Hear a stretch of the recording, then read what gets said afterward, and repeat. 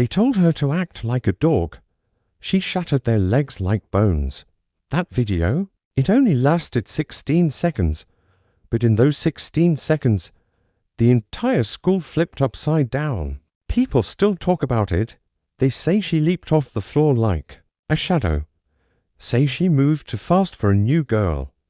Say she must have had military training, or been raised by wolves, or something darker. But the truth, Imani Rivera didn't need to be trained. She just needed to be done. It started like this: new town, new school, same old judgment. Imani didn't walk into Claremont High to make friends. She wasn't there to impress anyone with her clothes, her voice, or her looks. She was just trying to survive one more year without breaking anything or anyone. Too bad the school had other plans. Claremont High was the kind of place where smiles had edges, where students rolled up in shiny black SUVs with private chauffeurs and body spray that smelled like bank accounts. And Imani, she came in on foot, backpack slung over one shoulder, hoodie faded from too many washes, and that hard Brooklyn stare that said, "Try me, I dare you." She'd barely made it past her second class when they noticed her. Tiffany Banks, the Queen Bee, 6K followers on Insta, cheer captain, drama addict. Next to her stood out to Royal Shadows, Alexa, all fake sympathy, and biting whispers, and Brit, the muscle, tall and smug with a gold iPhone, always recording. They didn't like outsiders, especially ones who didn't flinch. So when Imani ignored their snarky jokes in the hallway and walked past their table in the lunchroom and didn't look at them when they laughed extra loud, during homeroom they decided something. We're gonna make her beg. Friday, girls' locker room, 6th period, the trap was set. Most of the school was at the gym pep rally, but Imani's name wasn't even on the attendance sheet. A ghost, just like they planned it. The locker room smelled like sweat and hairspray. They waited by the back lockers where the security cameras didn't reach. She came in, head down, silent. "Hey, dog girl," Tiffany smirked. "You ready to perform?" Imani didn't even blink. "Seaman," Alexa chirped. "Don't be shy. Get down on all fours. She's a stray," Britt laughed. "Let's train." Out came the phone. Recording. Always recording. Bark. Roll over. Good girl. Crawl. And still, Imani didn't move. Didn't speak. Just stared. "Fine," Tiffany snapped, pushing her back. "If you won't crawl, we'll drag you." That's when the air changed. Like someone had turned off the oxygen in the room. The camera phone trembled slightly in Britt's hand. Tiffany blinked. Alexa suddenly felt too close to the door. Imani lowered herself to the floor. Hands flat, knees bent. They laughed too soon, because Imani moved faster than a reflex, lower than a threat, deadlier than any of them expected. She slid beneath Tiffany's reach, swept her legs sideways, and sent the Queen Bees knee cracking sideways like a snapped twig. Screams. Real this time. Britt stepped forward, but Imani flipped her over like a bag of laundry, head slamming into the bench. Alexa. She was already gone. Imani stood in the locker room, alone now, silent, just like when she came in. She picked up the phone still recording on the floor, deleted the video, then turned to the mirror.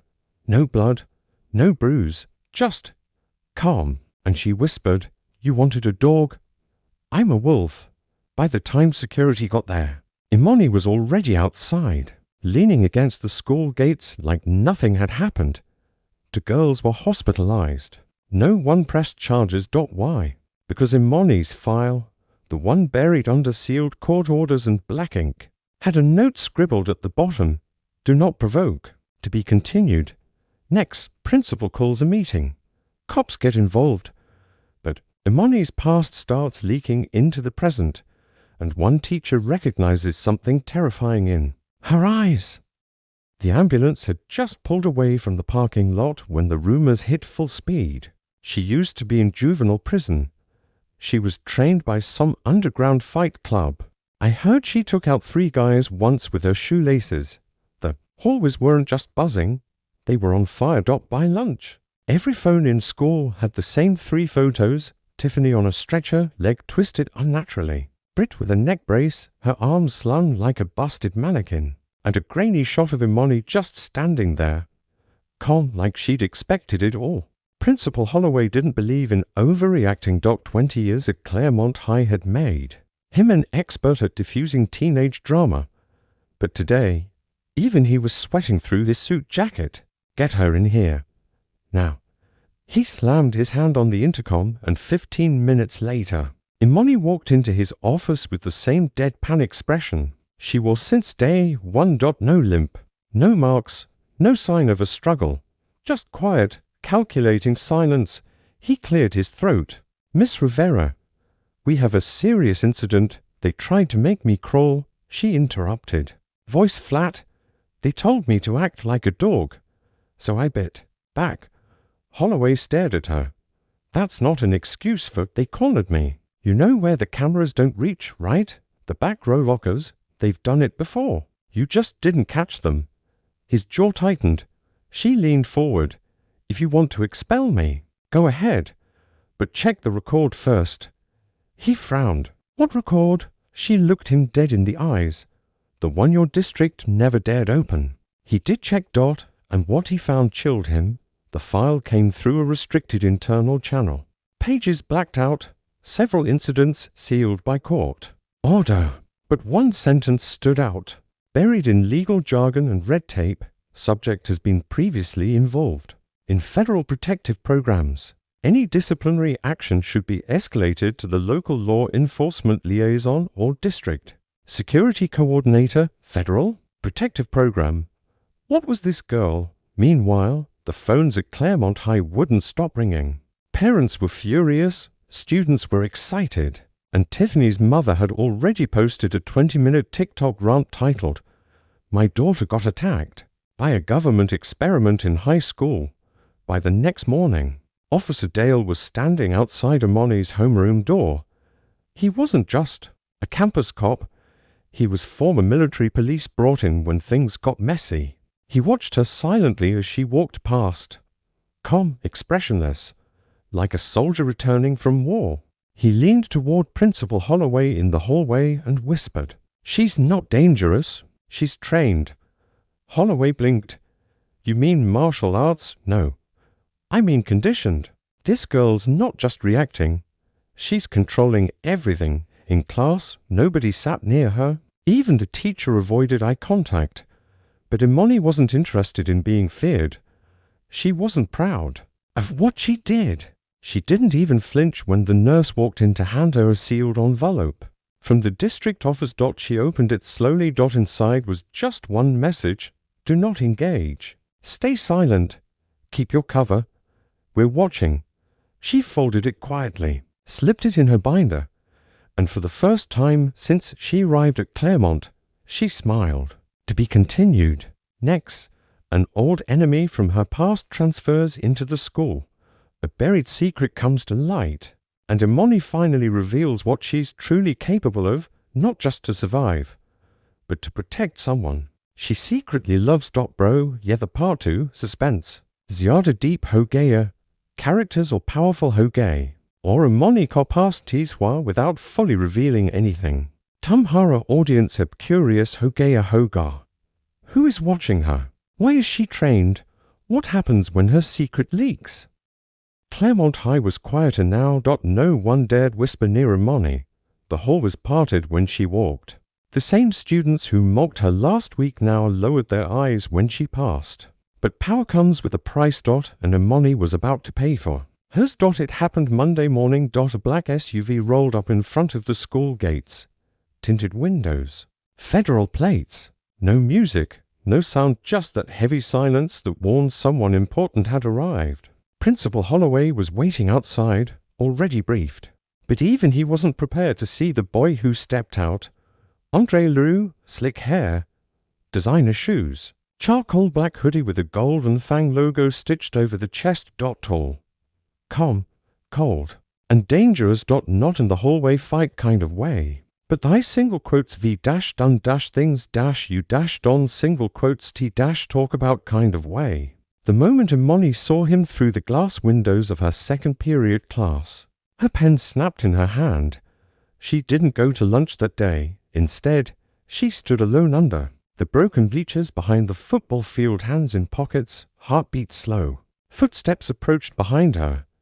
She didn't turn around. "I thought you were locked up." His voice was smoother now, older, but that same bitter chill ran through every word. "Funny," she said. "I thought you were dead." He chuckled, low, threatening. "You shouldn't have taken the fall, Imani. You were always the better one. But now, I'm here to finish what we started." She finally turned. Their eyes locked, a war lit between them, silent, but nuclear. No one at school knew. Not the teachers, not even the cops, but these two weren't just old friends. They were survivors of the same darkness, both pulled from a secret federal youth program where violence was currency and silence was survival. And one of them had betrayed the other. That night, Imani found a note in her locker. Just 3 words, written in red ink.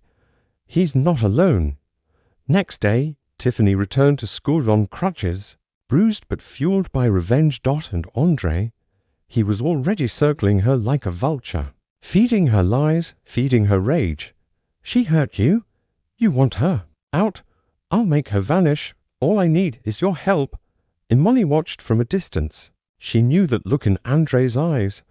Not pity, not manipulation, ownership. He wasn't just coming for her. He was building a team to destroy her from the inside. And the worst part? She couldn't touch him, not without triggering the same system that once made her disappear. One false move and she'd be back in chains.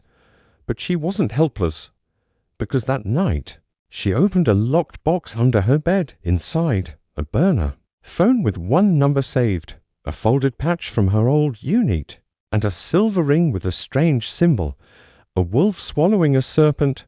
She dialed the number. It rang once, twice, then a voice answered. "It's time," she whispered. "He found me, and he's not alone." The voice paused, then answered. "Neither are you." Click.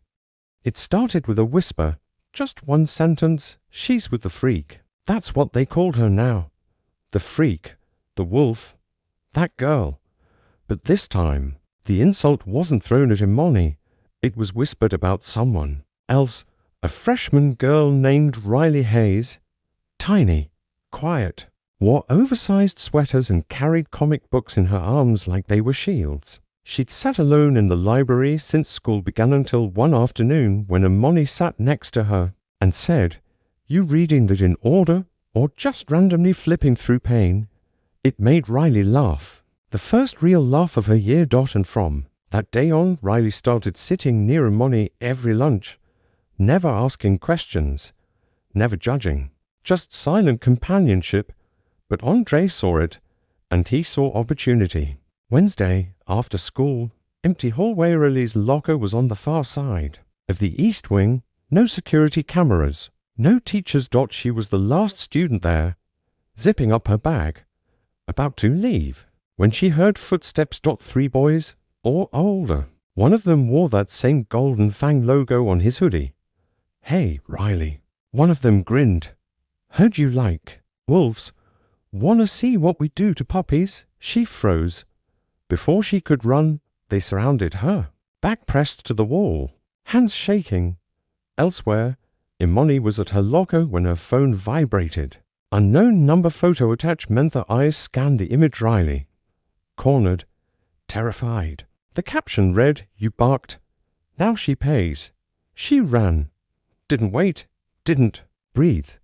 She sprinted through the halls, door after door slamming open under her hands. When she reached the east wing, she didn't stop running. She hit the first boy so hard he flew into the lockers. Riley screamed. The second boy grabbed Imani's hoodie. She turned, elbowed his jaw. He dropped like a rag doll.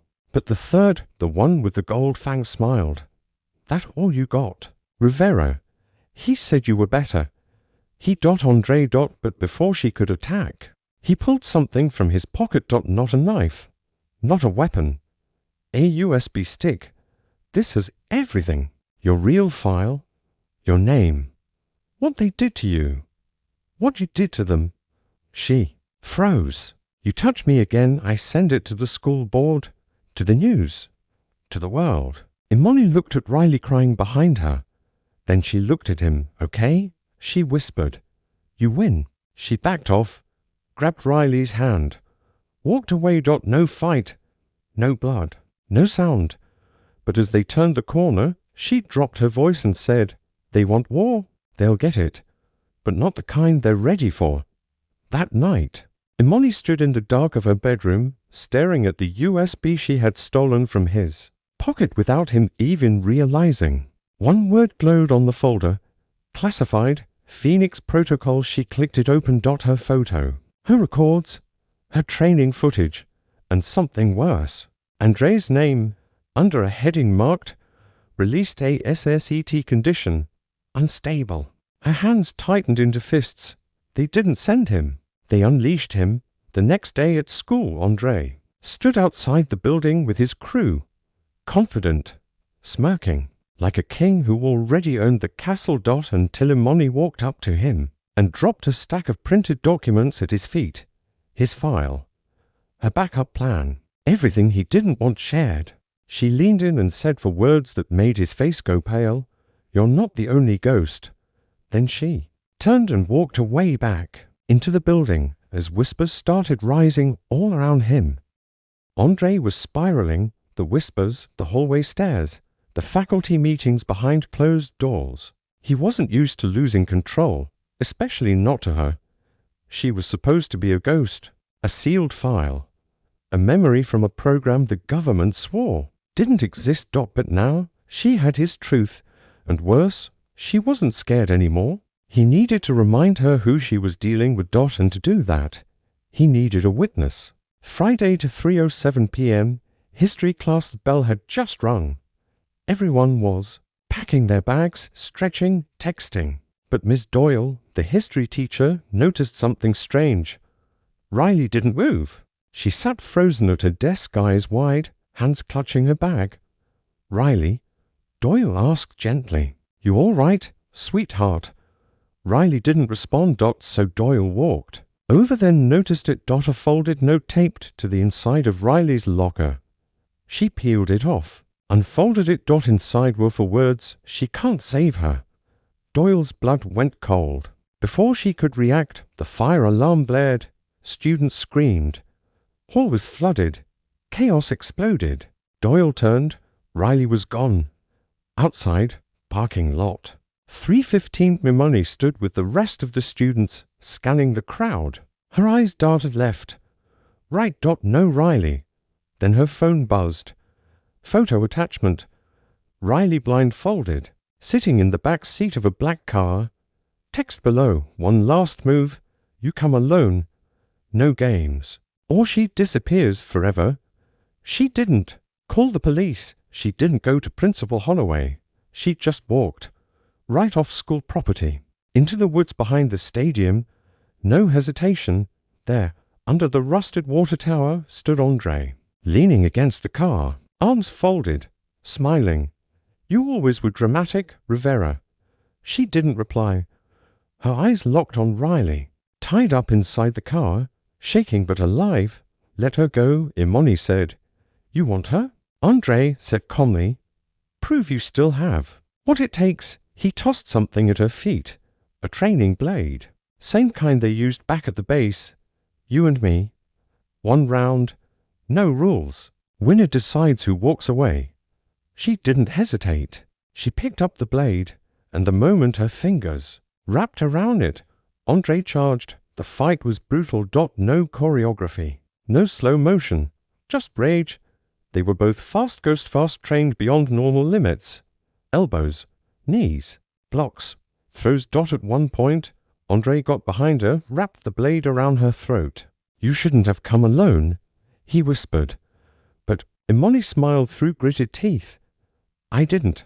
From the tree line, a flash of movement. Miss Doyle, the history teacher, holding a taser from the school's emergency kit. Zap. Andre screamed as 50,000 volts hit him like lightning.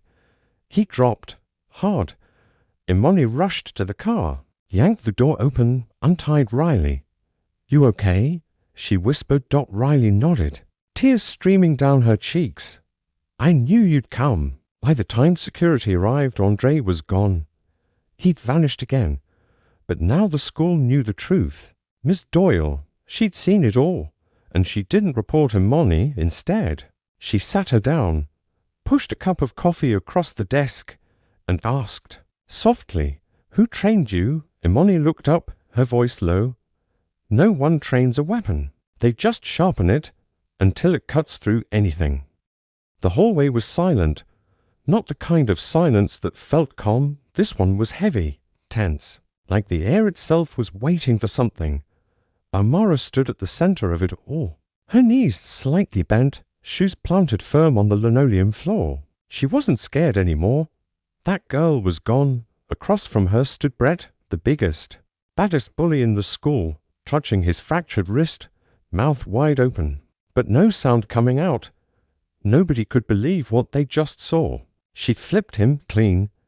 No wasted motion, no hesitation, just pain. And now, they were all staring at her. Suddenly, the teacher on hallway duty ran up, Mr. Keller, the tall science guy with glasses and bad knees. "What in the—" "Brett, are you okay?" "Amara, what did you do?" Before she could speak, Brett's boys, Chase and Dylan, started screaming lies. She attacked him for no reason. He just asked her a question. That girl's freaking nuts, but someone else had seen everything. Nia, the shy girl who never talked in class, the one always hiding behind her hoodie. She stepped forward. "That's a lie. They've been bullying her for days. I saw them. They made her crawl like a dog yesterday. They barked at her, filmed it. They even threw meat at her." The hallway gasped. Mr. Keller turned pale. He looked at Amara. For the first time, really. "Looked. Is this true?" he asked quietly. Amara didn't cry, didn't flinch. She just nodded. Before anything else could be said, the hallway camera blinked red. It was recording. The principal's voice came over the intercom. "Mr. Keller, bring those boys to my office immediately." As the boys were escorted away, Dylan yelled, "You're gonna regret this, freak." But Nia stepped between him and Amara. Not anymore. Later that afternoon, Amara sat in the counselor's office. Her hands were wrapped from bruising Brett's wrist. But she didn't care. For the first time in weeks, she felt seen. The door creaked open. A woman in uniform stepped in. Military boots, combat posture. It was her mother. And behind her, a man in a federal suit, Department of Defense badge gleaming. Everyone stood.